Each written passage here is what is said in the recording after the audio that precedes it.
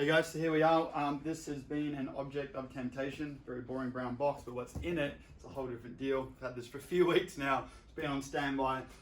And you know, you get a new toy and you just want to crack it open and get into it, but delayed gratification is absolutely required when it comes to building a custom cinema. Until really all the bits are together, can you really take advantage of it? So it's been a little bit frustrating, but we're going to crack it today and do some tests on it, because only next week we're going to have this new projector in the ceiling space in its new home. This is the Barco Bragi CS, which is the CinemaScope chipset of probably the most award-winning projector we've seen in the last decade.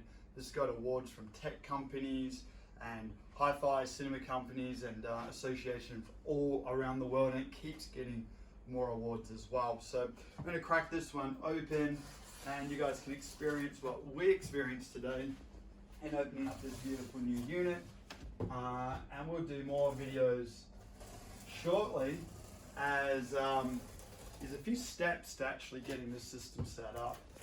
The lens is actually shipped separately because it's one of 7 different lenses for this projector. So we're going to do the roll technique here. So box and box. This is the most gentle way of getting them to work. Now, of course, you'd want to check if your product can be turned upside down. It's very important.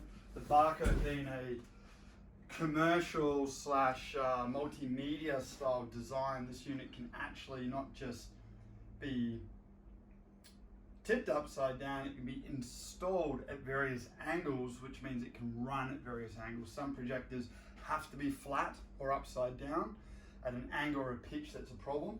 But with the Barco design, a lot of the projection design stuff for projecting on a building or a tree, or in omnidirectional sphere, which you see in some of the unis and the training facilities. Probably the main point these guys build for military and aviation training facilities.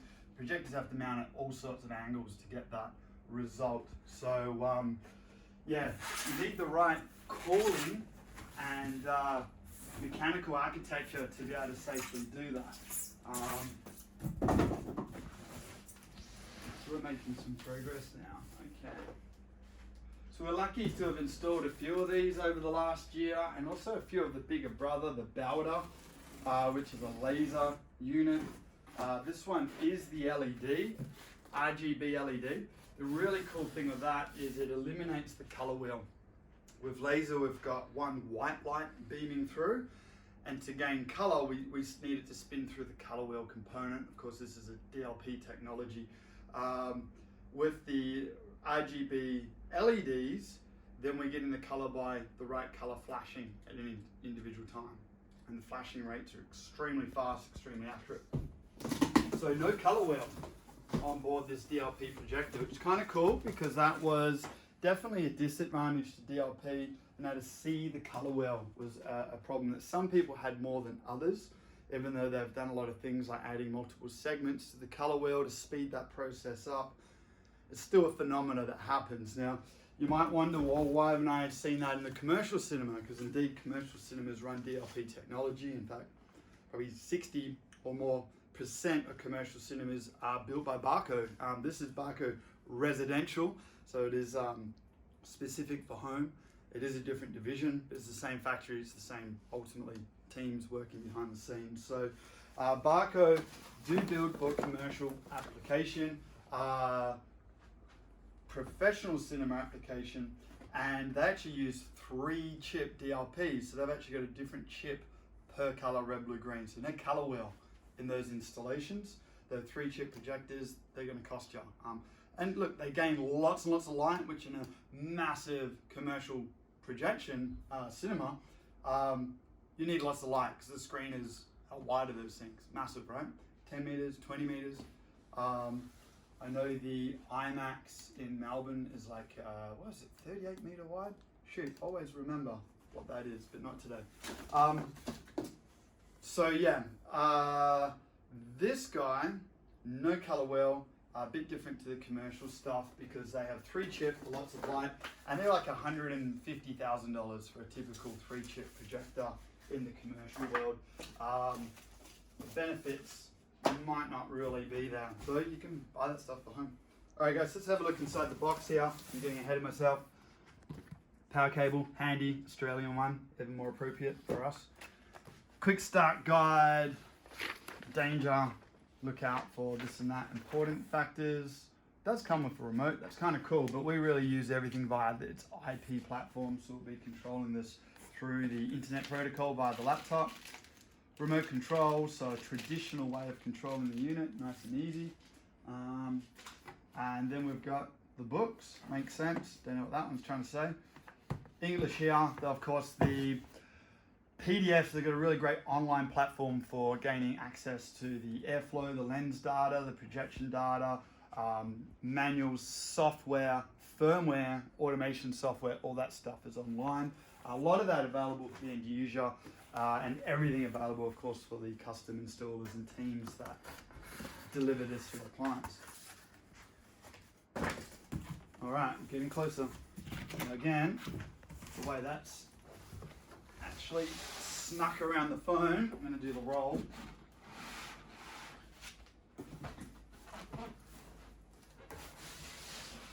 Eliminates any banging and crashing of products, just rolling them out like this. I always found that to be best. All right, and now tilts again. It's quite funny. It's reps for brands that I see are the most demonstrous when it comes to boxing and unboxing. Got to be gentle, right? There's a thing to it.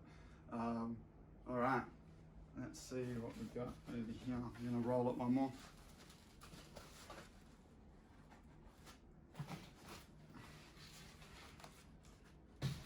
There he is.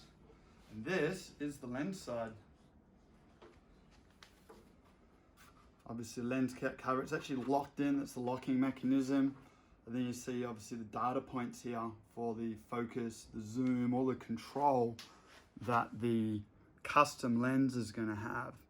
So like I say, ships without a lens, you choose the lens to suit your installation. So this one has airflow coming in from the right-hand side, and then it exhausts out the back. So again, a really important thing to know what you're doing prior to getting it out of the box is to know how you need to install these units. They've got the same lens shift vertically, and there's about a 1.3 or 130% lens shift. So this would be just as happy sitting on a shelf up high or down low or inverted. We quite like shelf mounting because you can really get some accurate adjustment on the feet. And if you build a good platform that doesn't resonate, then you shouldn't get any audio or bass energy into the projector, which can result in an image that's buzzing on the screen. So on this side here, we've got the control, we've got a nice little on-screen display, which gives us data on where the unit's at. It mirrors very much what we get on the laptop. So again, you don't need even the laptop or the remote to have control over the unit. There's some brands these days where if you don't have IP control, you've almost got nothing. So we got control on this side, the left side of the unit.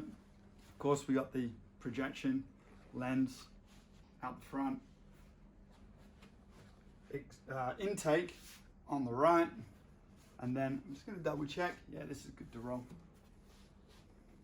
Then we've got the exhaust out back here. It's about 300 and so mil fan, so they can really rev up. So if it's in a difficult environment, they'll rev up, but of course that creates noise. So ideally we want these running at their nominal fan rate. Give it nice cool air in, make sure you get rid of the exhaust hot air, and these will stay, just ticking over really comfortably. If there's an issue with your environment, it will rev up. To maintain its ideal temperature, it will continue to do that until it runs out of steam, and it will turn itself off, which most units do these days. Mains power, it's a 10 amp socket, these ones, some of the bigger Bowders. I think it's about 600 watts, if I remember right, of draw, so the LEDs are quite efficient. The bigger Bowder models, like 1400 watts of power. It's a beast, and it runs the larger 15 amp socket. Now connections in the back here are a little bit different. to what we see in just residential. In Resi, we've certainly got HDMI. In fact, usually we'd have a couple. There's only one on the Barco, so that's something that might catch some people out if they want to run several systems into one unit and it's all residential spec. Then you're going to have to adapt your HDMI into one of the DVI ports to get something like that happening. So we've got DisplayPort connection. Again, these units are very much modeled off the pro and commercial world. We've got RS232 for control. We've got some BNC connectors here from Sync. I'm not even sure what they do. I've got to look that up. I've never used them. We don't need to. We're pretty well HDMI all the way in our installations. RS232 is fantastic. It's a little bit more bulletproof connection for control over IP. And of course, there's the LAN connection now, which gives it network control. Like I say, we always use the laptop for controlling, accessing, configuring, and calibrating the unit. Though if ever an issue with the network, RS232 will still work. So it's kind of nice running that. What else we got here? Oh, HD base T, that's kind of cool as well. So that's actually really, I guess, your second residential, typical residential connection for this unit would be HDMI and then HD base T, which is basically HDMI video and audio, but of course the projector only needs one part of that, over a Cat6 cable, and hence the RJ45 connection there. So lots of cool things going on back here. Don't need all of them. We pick and choose what we need for the install. Like I say, HDMI is pretty well to go. So let's check out the other critical part required for this unit to run, which is the lens. That over there. Now this thing's like solid, I think it's magnesium or something. It's pretty much a solid block of metal that they mount and build all these things to. So the build quality, the heat sinking and all that stuff is phenomenal. And as you'd expect in commercial world, Barco cannot afford to have a projector not working. You've got paid tickets in the seat, the show must go on, so reliability is massive. Let's check out the lens.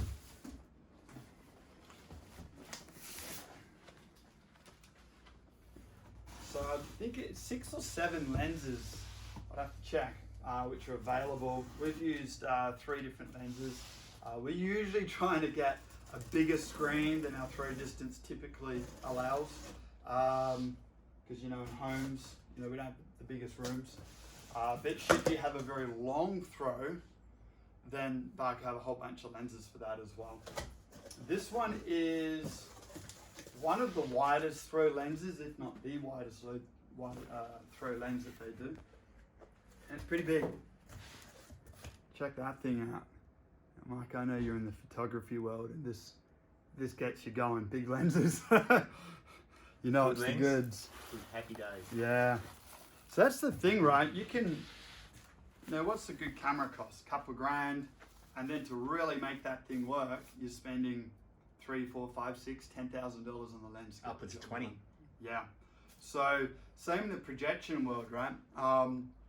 All of the talent, all of the processing, the chipsets, the light source, if all of that goes through a polymer, low stage lens, then you're actually getting the full resolution on the screen. And these podcasts we've done on these guys, and of course Barco share this sort of information about are you getting the full resolution on the screen. And the Achilles heel to most units is the lens, and you'll see this in, say, Sony, brilliant Japanese brand. They do some high-end and commercial stuff as well.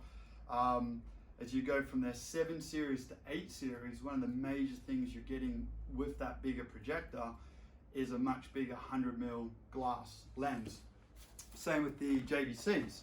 Their 9 series is a bigger lens than what the smaller stuff is. They know it's a critical part for quality. But here's the thing, it's a glass lens that still has a wide zoom, so it's sort of a jack of all trades, whereas this lens is designed specifically for a very narrow window of zoom and focus. And again, with at least 6 lenses in the range, you can choose understand what throw distance you have and choose the right weapon of choice to get the job done. So let's check this guy here out. I've done quite a few of these ones, they're pretty cool. Now this, when specifying the unit, obviously you buy the projector and then you buy the lens. Now some of the smaller lenses or the common throw lenses that you would typically achieve with, you know, the out-of-the-box Sony or JVC lens is included with the price. It's sort of like a standard option. But this lens being a much wider throw, it costs a little bit more, but it is worth every penny. So again, you can see the communications that run through, because the unit is going to adjust all focus, zoom and shift is communicated through the lens and the projector. And then we've got the lens itself. I'm going to keep that cap on. And you yell at me, Mike, if I do something silly with the lens, but I think we'll be right here. This thing looks super cool. I had the Bowder in my previous showroom with this lens. I kept taking photos of it. It looks so cool. All right, how are we going here? Here he goes. Yeah. That's some serious glass. Yeah. So these lenses were around $6,000 units a year or so back.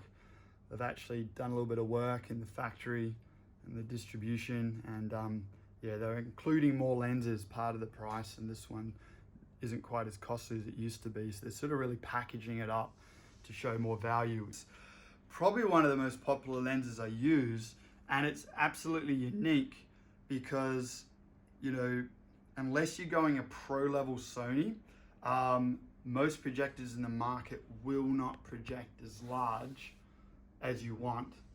And this lens and projector combo is where it really starts to come together. Now, not to say that there's not other commercial based or uni, you know, presentation based lenses that do the job, but when we're talking real cinema at home, it's quite a unique offering indeed. So I'm going to put that lens cap back on because, you know, it looks a bit delicate. So there we go, guys. That one's going to obviously mountain now when we get her up and going, and certainly do the work for us. I really love this projector model because it's just, you know, the next ones up are just that bit bigger and a bit heavier. This is, you know, not too much to ask for as far as finding a position in the home. You can hide these in bulkheads, but again, as long as it's well ventilated, we're sweet. So guys, there it is, our Barco Bragi for the new demo room here in Perth. It's going to be a real reference unit for us, and it will be projecting on a screen up to 160 inches from only about 4.5 meters away, hence the lens that we've chose.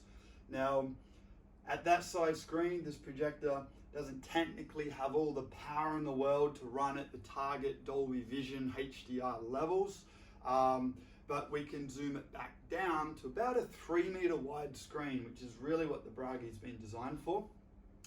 And that's actually going to give us all the dynamics and resolution that even a Dolby Vision cinema in the US wish it had. But I really love it as a demo room to show people what sort of immersion's available with screen size. So a 160 inch screen, which we're going to have here soon, is about 3.7 meters wide. This lens will fill that up. We'll just lose a bit of pop, but we will actually have full HD and SDR dynamics even on a screen that big. It's just the goalposters move with HDR. So this will be a lot of fun, give us a lot of range, and who knows, we might put an even more powerful one in later because you always want more power, right? So guys, thanks for watching. Tune in for more and you'll see this whole install come together. Remember to subscribe or check out our Facebook and our groups to learn more behind the scenes. Remember, with great cinema at home on any day, reality can go rogue.